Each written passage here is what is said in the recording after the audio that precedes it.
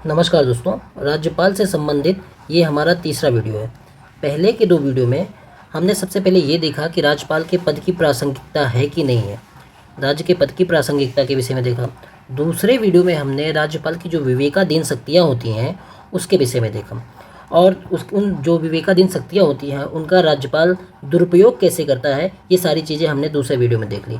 ये हमारा तीसरा वीडियो है जो राज्यपाल से संबंधित है। अब राज्यपाल अपनी विवेकाधीन शक्तियाँ अपने पद का दुरुपयोग ना करे, उसके लिए कुछ इसमें सॉल्यूशन बताए गए हैं इस वीडियो में। ये वीडियो राज्यपाल से संबंधित जो पद है या विवेकाधीन शक्तियाँ हैं उसका दुरुपयोग ना हो, उसके लिए रणनीतियाँ और समाधान बताता है।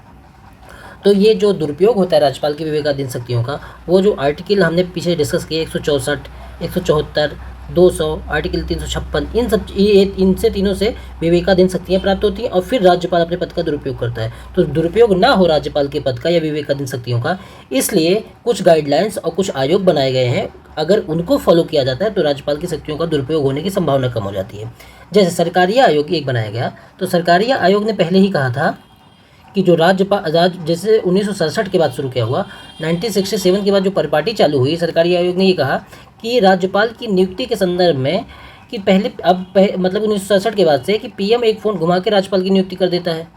1967 के बाद से संबंधित राज्य के सीएम से कोई परामर्श नहीं लेता, जबकि 1967 के पहले ऐसी परिपाटी थी कि भाई अगर किसी राज्य में राज्यपाल की नियुक्ति होनी है तो उस राज्य के सीएम से परामर्श लिया जाता था, लेकिन 1967 के बाद से ये परिपाटी बंद हो गई। ऐसे में राज्यपाल का जो पद है वो संवैधानिक से ज़्यादा राजनीतिक हो गया कि पीएम जिसको चाहेंगे उसको अपॉइंट कर देंगे, वो उस मतलब कि लायक है कि नहीं है ये सब चीज़ें नहीं देखी जाएगी, केवल पूरी तरीके से राजनीतिक पद बना दिया गया, एक सीसीटीवी कैमरे की तरह कि राज्य में जाके पूरी तरीके से निगरानी करेगा। तो इसी को लेकर सरकारी आयोग ने कहा था कि ऐसा नहीं होना चाहिए। तो राज्यपाल का जो पद है वो एक संवैधानिक पद है, राजनीतिक पद नहीं है, इसलिए उसकी जो नियुक्ति होनी चाहिए उसमें सिर्फ पीएम का रोल नहीं होना चाहिए, उसमें एक समिति बननी चाहिए और उस समिति में 5 मेंबर की समिति हो। और ऐसा नहीं सिर्फ राजनीतिक को मतलब कि उसमें नियुक्ति की जाए, वो किसी भी न्यायविद या शिक्षाविद की नियुक्ति होनी चाहिए। और नियुक्ति में जो समिति बने उसमें कौन कौन से सदस्य होने चाहिए, उसमें पीएम सदस्य हो, होम मिनिस्टर सदस्य हो, लीडर ऑफ अपोजिशन सदस्य हो और सुप्रीम कोर्ट के चीफ जस्टिस सदस्य हो और संबंधित राज्य का सीएम। ये पांचों मिलकर ही डिसाइड करें कि राज्य का जो मतलब राज्यपाल होगा वह उसकी नियुक्ति कैसे होगी या उसकी नियुक्ति के लिए कौन मतलब कि लायक है कि नहीं है, वो नियुक्ति करे। केवल एक आदमी केवल पीएम ही नियुक्ति मत कर दे, राष्ट्रपति के थ्रू पीएम ही नियुक्ति करता है या केंद्र सरकार ही नियुक्ति कर देती है। तो उसमें विभिन्न अगर दलों का रोल होगा, जैसे लीडर ऑफ अपोजिशन का रोल है, सीजीआई है और संबंधित राज्य का सीएम है, तो फिर जो राज्यपाल नियुक्त होगा तो वो एक पारदर्शी प्रक्रिया से नियुक्त होगा और दूसरी तरफ वो किसी पक्ष में झुका हुआ नहीं होगा। तो ये कहा गया और राष्ट्रपति इससे जो विवेकाधीन शक्तियाँ राज्यपाल की होती हैं उनका दुरुपयोग भी नहीं होगा, ये कहा गया हमारे सरकारी आयोग में। और देखते हैं इसके सुधार के लिए और कौन सी ये केस है, एसआर मुंबई केस, उसकी गाइडलाइंस है कुछ, उसमें राज्यपाल के पद से संबंधित जो विवेकाधीन शक्तियाँ हैं या उसको पद का दुरुपयोग जो होता है उसके विषय में कहा गया है कुछ। तो देखिए नरसिम्हा राव की सरकार, ये जो नरसिम्हा राव की सरकार 1992 के बाद बनी, तो वो उस समय सिचुएशन क्या थी कि आर्थिक रूप से एक तो भारत बहुत कमज़ोर था, कश्मीर में हिंसा एक तरफ चल रही थी, पंजाब भी हिंसा चरम स्तर पर थी, मंडल कमंडल की राजनीति हो रही थी। तो और बाबरी मस्जिद उस समय मतलब कि विध्वंस जब हुआ था तो उसके बाद से 93 से में बम्बई में लगातार बम ब्लास्ट हो रहे थे, सीरियल बम ब्लास्ट हो रहे थे और यूपी, एमपी, गुजरात, महाराष्ट्र इन चारों स्टेट में दंगे हो रहे थे। हमने पिछले भी डिस्कस कर लिया है, दंगे हो रहे थे। तो फिर जो केंद्र सरकार थी पी नरसिम्हा राव की गवर्नमेंट थी, उन्होंने इस यूपी, एमपी, गुजरात, महाराष्ट्र इन सब की जो स्टेट गवर्नमेंट थी सबको बर्खास्त करके राष्ट्रपति शासन लागू कर दिया था। इसी राष्ट्रपति शासन को एसआर मुंबई केस के माध्यम से चुनौती दी गई थी 1994 में। उसमें जो सुप्रीम कोर्ट का जो निर्णय आया था उसमें कुछ राज्यपाल से संबंधित गाइडलाइंस दी गई थी, क्योंकि इसको लगाने में जो मतलब कि राज्यपाल की वो आर्टिकल 356 राष्ट्रपति शासन लगाने राज्यपाल की बहुत बड़ी भूमिका होती है। वो जिस तरीके की रिपोर्ट बना के देता है उसी के आधार पर केंद्र सरकार डिसाइड करती है कि राष्ट्रपति शासन लगाया जाना चाहिए या नहीं लगाना चाहिए। तो राज्यपाल की यहाँ भूमिका बढ़ जाती है। इसी को लेकर एसआर मुंबई केस में सुप्रीम कोर्ट ने गाइडलाइंस दी कि जो भारत अगर ये जो मतलब कि 356 का प्रयोग कब होना चाहिए, जब संवैधानिक मशीनरी एकदम विफल हो जाए। ऐसा नहीं कि प्रशासनिक मशीनरी विफल हो गई और आप मतलब कि प्रशासन काम नहीं कर रहा और उसकी वजह से आपने राष्ट्रपति शासन लगा दिया, नहीं, जब संवैधानिक मशीनरी विफल हो जाए तब राष्ट्रपति शासन लगाना है। जैसे चुनाव ना हो पाए, अटैक हो जाए, हिंदू मुस्लिम बहुत ज़्यादा दंगे हो रहे हो, उस तरीके में अब आपकी अक्षमता की वजह से आप मत लगा दीजिए, लेकिन जब संवैधानिक मशीनरी मतलब कि भंग हो तब, या मतलब कि काम ना कर पा रही हो तब लगाइए। जैसे आजकल मणिपुर में चल रहा है, वो पूरी तरीके से वहाँ संवैधानिक मशीनरी का ब्रेक डाउन हो चुका है, क्योंकि पुलिस भी दोनों तरफ हो गई है, मतलब पुलिस भी एक न्यूट्रल नहीं रह गई है। जो मैतेई की तरफ की पुलिस, मतलब कि उस मैतेई जो पुलिस है वो उसकी तरफ काम कर रही, और जो कुकी से संबंधित है वो उनकी तरफ काम कर रहे हैं। तो मणिपुर में जैसे पूरी तरीके से वो स्थिति बन गई है कि 356 लगाया जाना चाहिए, लेकिन वहाँ पे नहीं लगाया जा रहा है। तो इसमें जो कमी है वो किसकी कमी है? उसमें सबसे बड़ी कमी राज्यपाल की है कि वो 3 महीने से वहाँ हिंसा चल रही, राज्यपाल इतना कमज़ोर है कि वो रिपोर्ट भी नहीं दे पा रहा कि वहाँ पे 356 लगाना चाहिए, क्योंकि राज्यपाल एक तरीके से एक पक्षी नहीं रह गया, वो एक राजनीतिक पद बन गया है। और राजनीतिक पद होगा तो जो गवर्नमेंट बीजेपी की वहीं है, वहाँ पे भी है, मणिपुर में भी और यहाँ पे भी है, केंद्र में। तो राज्यपाल इस तरह की रिपोर्ट देगा ही नहीं जिससे वहाँ पे क्या कहते हैं राष्ट्रपति शासन लगाया जा सके। क्यों नहीं देगा? क्योंकि इससे ये शो होगा कि बीजेपी की गवर्नमेंट ही खुद कमज़ोर है, वो संभाल नहीं पा रही है। इसलिए अगर यहाँ पे राज्यपाल न्यूट्रल होता, उसके मतलब कि सिलेक्शन प्रोसेस में, मनोनयन में अगर ये सरकारी आयोग की गाइडलाइंस फॉलो की जाती तो इस तरीके से मतलब कि मणिपुर में जो राज्यपाल हैं वो थोड़ी सी रीढ़ की हड्डी शो करते और वहाँ पे राष्ट्रपति शासन लगता और स्थिति इतनी गंभीर ना होती। इसलिए राज्यपाल का पद बहुत ज़्यादा महत्वपूर्ण हो जाता है। तो इसमें जो सुप्रीम कोर्ट ने इस एसआर मुंबई केस में गाइडलाइंस जो दी, उसमें क्या कहा? उसमें सुप्रीम कोर्ट ने ये कहा कि भारत का जो संघवाद है मूल ढांचे का हिस्सा है, तो इसको बनाए रखना दोनों की जिम्मेदारी है, राज्य और केंद्र की। तो केंद्र एक पक्षी कार्रवाई करके राज्यपाल के माध्यम से इस तरह की कार्रवाई नहीं कर सकता कि प्रशासनिक मशीनरी का ब्रेकडाउन है तब आप 356 का प्रयोग कर दें। जब तक संवैधानिक मशीनरी का ब्रेकडाउन ना हो आप 356 का प्रयोग ना करें। इसमें राज्यपाल की अहम भूमिका हो जाती है। और दूसरा क्या कहा? धर्मनिरपेक्षता भी मूल ढांचे का हिस्सा है। धर्मनिरपेक्षता मूल ढांचे का हिस्सा है। अगर इस तरह की कोई दंगे होते हैं तो राज्यपाल की भूमिका हो जाती है और उस तरह की रिपोर्ट देके तब राष्ट्रपति शासन लगाया जा सकता है। तो इस केस में क्या कहा गया? देखिए, इस केस के अनुसार संवैधानिक मशीनरी के निरस्त हो जाने पर ही राष्ट्रपति शासन का प्रयोग किया जाए, जिसमें राज्यपाल की महत्वपूर्ण भूमिका होती है। राष्ट्रपति शासन का प्रयोग केवल तब किया जाए जब संघीय ढांचे को निर्धारित नहीं किया जा रहा, मतलब कि संघीय ढांचा जो बेसिस स्ट्रक्चर है संविधान का वो अगर ढंग से फॉलो नहीं किया जा रहा है तब राष्ट्रपति शासन लगाया जा सकता है। धर्मनिरपेक्ष आचरण को राज्य एवं राज्य की संवैधानिक संस्थाओं द्वारा निर्वाहित नहीं किया जा रहा, अगर इस पे भी सवाल उठता है तब राज्यपाल अपने विवेक से रिपोर्ट तैयार करे, वो पूरी तरीके से आश्वस्त हो जाए कि हाँ संवैधानिक मशीनरी का ब्रेकडाउन है, संघीय ढांचे पे प्रहार है, धर्मनिरपेक्ष आचरण नहीं हो रहा, इस तरह की चीज़ें आ रही हैं, तो वो अपनी रिपोर्ट बनाकर राष्ट्रपति को दे सकता है कि यह राष्ट्रपति शासन लगाया जाना चाहिए। इस पद का दुरुपयोग नहीं होना चाहिए। 356 का प्रयोग तर्कपूर्ण तरीके से किया गया हो और संपूर्ण सावधानी के साथ निर्धारित किया गया हो। जब राज्यपाल अच्छे से आश्वस्त हो जाए तभी इस तरीके की रिपोर्ट बनाए। राजनीतिक प्रेरणा से प्रेरित होकर ऐसा मत करे कि उस मतलब कि केंद्र में किसी दूसरे गवर्नमेंट की सरकार है, दूसरे पार्टी की सरकार है और राज्य में दूसरे पार्टी की सरकार है, तो केवल इस मानसिकता से ही 356 का प्रयोग करने के लिए रिपोर्ट पेश ना कर दें। और देखिए, नवम रेबिया गाइडलाइंस, ये गाइडलाइंस कब दी गई? ये अरुणाचल प्रदेश गवर्नमेंट के खिलाफ मतलब कि नवम रेबिया ने केस किया था, तो उसी पे सुप्रीम कोर्ट की ये गाइडलाइंस है। ये गाइडलाइंस जो दी गई ये मेनली स्पीकर के लिए दी गई थी, मेन रूप से स्पीकर के लिए। देखिए, इसमें कुछ बातें जो मतलब कि राज्यपाल है उनके लिए भी कही गई, तो ये इसके विषय में हम देख लेते हैं।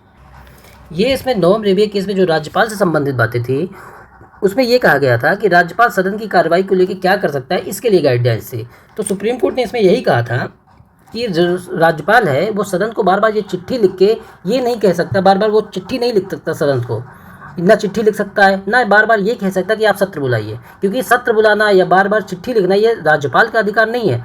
सदन बुलाना सीएम का दायित्व है, काउंसिल ऑफ मिनिस्टर का दायित्व है, वो जब चाहे तब सदन बुलाए, ऐसा नहीं कि राज्यपाल जब चाहे सदन बुला सकता है। तो उसमें वैसे एक अपवाद है आर्टिकल 174 के तहत कि मेन रूप से आर्टिकल 174 में है क्या कि काउंसिल ऑफ मिनिस्टर कहेगा तो ही विधानसभा का सत्र बुलाया जाएगा। अपवाद क्या है इसमें कि जब मान लो कि विधायकों की खरीद फरोख्त हो रही हो, आपको साफ दिख रहा है कि भाई विधायकों की खरीद फरोख्त हो रही है, तो आप ये कह सकते हैं सत्ता दल से कि आप अपना विश्वास मत या बहुमत सिद्ध करनी, उसके लिए आह्वान कर सकते हैं। लेकिन ये भी एक पक्षी तरीके से नहीं होना चाहिए और एक पक्षी तरीके से समय नहीं दिया जाना चाहिए कि आप मतलब कि आपकी पक्ष का अब कहे तो आप एक दिन के लिए मतलब कि 21 दिन दे देते हैं और विपक्ष की पार्टी का अगर सिद्ध करना है बहुमत तो आप एक दिन का टाइम देते हैं। तो ये नहीं होना चाहिए, एक पक्षी तरीके से नहीं होना चाहिए। तो यही सब चीज़ को लेकर नवम रेबिया गाइडलाइंस दी गई। तो इसमें क्या किया गया कि स्पीकर की निर्योग्यता पर राज्यपाल कोई पहल नहीं कर सकते। तो होता क्या था कि जैसे कि जो सत्तारूढ़ दल है उसी के पार्टी का ही स्पीकर बनता है जनरली। पहले विपक्ष के बनते थे लेकिन अब सत्ता पार्टी का ही बनता है। तो जो विपक्षी दल होता है वो किसी भी मामले को लेके जो स्पीकर के खिलाफ राज्यपाल के पास पहुंच जाता है कि ये स्पीकर सही ढंग से काम नहीं कर रहे हैं या एक पक्षी तरीके से कार्रवाई कर रहे हैं, इस चीज़ को लेके जो विपक्षी दल है वो उनके मेंबर राज्यपाल के पास पहुंच जाते थे। तो इसी में ये कहा गया कि राज्यपाल के पास ये मतलब कि राज्यपाल का ये अधिकार नहीं है कि स्पीकर की निर्योग्यता या योग्यता पर सवाल खड़े करे। राज्यपाल ऐसा नहीं कर सकता, ये कहा गया इस गाइडलाइंस में। राज्यपाल की कोई शक्ति नहीं है कि वो विधानसभा का सत्र बुलाए एक पक्षी तरीके से, जो हमने डिस्कस किया वही बात कही गई। और देखिए, राज्यपाल विधानसभाओं के सदन को एक पक्षी तरीके से संदेश नहीं भेज सकते कि मतलब कि आपकी पार्टी का है तो दूसरे तरीके से संदेश, और नहीं है तो आप मतलब कि उससे विपक्ष के तरीके से संदेश भेजें, क्योंकि राज्यपाल का पद जो है ये केंद्र की नौकरी नहीं है, ये एक संवैधानिक प्राधिकरण है, संवैधानिक पद है। तो आप अपनी विवेक से ये चीज़ें समझें कि आप किसी पार्टी के नहीं होते हैं, लेकिन फिर भी यहाँ पे राजनीतिक पद हो जाने से राज्यपाल संवैधानिक पद नहीं रह जाता और पार्टी के तरीके से काम करता है। इसी को लेकर ये कहा गया कि राज्यपाल जो है एक पक्षी तरीके से संदेश ना भेजें। आगे देखिए क्या कहा गया। देखिए, तो राज्यपाल जो है राज्यपाल की शक्ति नहीं है कि वो विधानसभा का सत्र बुलाए, ये हमने देख लिया। राज्यपाल विधानसभाओं के सदन को एक पक्षी तरीके से संदेश नहीं भेज सकते। संदेश भेजने का यहाँ पे क्या मतलब है दोस्तों कि राज्यपाल ये नहीं कह सकता कि ये विधेयक पेंडिंग है, इसको पास करवाओ, ये विधेयक लाओ, इस तरीके का कानून बनाओ, विशेष तरीके की कोई चिट्ठी नहीं लिख सकता। ये राज्यपाल का काम नहीं है। राज्यपाल अपनी विवेकाधीन शक्तियों का प्रयोग जरूर करे, लेकिन वह संविधान सम्मत होना चाहिए। तो ये भी कहा गया। जैसे इसका एग्जाम्पल क्या है कि आर्टिकल 164 में आर्टिकल 164 के तहत राज्यपाल जो है सीएम को और उसकी काउंसिल ऑफ मिनिस्टर को शपथ दिलवाता है, लेकिन ये कहीं नहीं है कि इसमें बर्खास्त भी कर सकता है, लेकिन यहीं पे दुरुपयोग करते हैं राज्यपाल अपनी शक्तियों को, और बर्खास्त करने जैसी चीज़ें हमको देखने को मिलती हैं। एक इसमें डिबेट है, वो देख लेते हैं कि आर्टिकल 161 के तहत जो पैरोडिंग पावर है कि जो क्षमादान शक्तियाँ हैं राज्यपाल की, इसका प्रयोग जो राज्यपाल को करना चाहिए वो काउंसिल ऑफ मिनिस्टर की सलाह के बिना नहीं करना चाहिए, और प्लस एक तरफा तरीके से नहीं करना चाहिए। जैसे राजीव गांधी हत्याकांड जो हुआ था उसमें जो अभियुक्त था, तो तमिलनाडु की सरकार ने क्या किया कि गवर्नर को चिट्ठी लिखी, जो पी रवि हैं गवर्नर, उनको चिट्ठी लिखी, एन रवि, इनको चिट्ठी लिखी कि ये जो राजीव गांधी का हत्याकांड का हत्यारा है ये बहुत दिन से जेल में है, और फिर इसने हत्या नहीं की थी, इसने बस केवल कुछ चीज़ें प्रोवाइड की थी, तो ये बहुत दिन से जेल में है, इसकी सज़ा माफ़ कर दी जाए। और वो क्यों चाहते थे कि उसमें एक द्रविड़ियन एंगल भी था, कि वो मतलब कि वो द्रविड़ था और लोगों की सहानुभूति उसके प्रति थी, तो इसीलिए तमिलनाडु गवर्नमेंट उसको माफ़ करना चाहती थी। तो जो रवि है वहाँ के गवर्नर, उनके पास रिपोर्ट भी थी। पी रवि ने निर्णय ही नहीं लिया। तो जब निर्णय नहीं लिया तो आपको निर्णय लेना चाहिए, या तो मना करिए या तो मतलब कि माफ़ करिए, इस तरीके का निर्णय लेना ही चाहिए। तो क्योंकि आपकी विवेकाधीन शक्ति है इसलिए आपने उस पर निर्णय नहीं लिया, उसको छोड़ दिया, ऐसे रखा रहने दिया। तो इसके खिलाफ जो तमिलनाडु गवर्नमेंट है वो सुप्रीम कोर्ट गई, और सुप्रीम कोर्ट ने आर्टिकल 142 जो कंप्लीट जस्टिस के विषय में है उसका प्रयोग करते हुए उसको छोड़ दिया, और जो रवि गवर्नर है वो केवल मुख देखते रह गए। तो यही है कि विवेकाधीन शक्तियों का आप दुरुपयोग ना करें, ये वो संविधान सम्मत होना चाहिए और एक तरफा नहीं होना चाहिए, ये कहा गया। अंतिम चीज़ क्या है इसमें कि बीपी सिंघल एक केस था, उसमें ये कहा गया था कि बिना किसी लॉजिक के जो उसको गवर्नर को अपॉइंट किया जाता है और बिना किसी लॉजिक के उसको हटा दिया जाता है, तो ये नहीं होना चाहिए। इसी के लिए बीपी सिंघल केस में सुप्रीम कोर्ट ने कहा था कि इस बात के अनुसार राज्यपाल का जो पद है केंद्र सरकार का नियोजन नहीं है, इसलिए राज्यपाल को बुलाने से पहले इस बात का मूल्यांकन कर लिया जाए कि राज्यपाल संविधान सम्मत कार्रवाई कर रहे हैं या नहीं कर रहे हैं। कि राज्यपाल अगर आप जो केंद्र सरकार होती है, अगर केंद्र सरकार के खिलाफ एक शब्द भी कुछ बोलते हैं तो केंद्र सरकार उनको वापस बुला लेती है। तो इस केस में यही कहा गया कि इस वजह पे आप राज्यपाल को मत बुला लिए कि आपकी विचारधारा से वो मैच नहीं कर रहे हैं।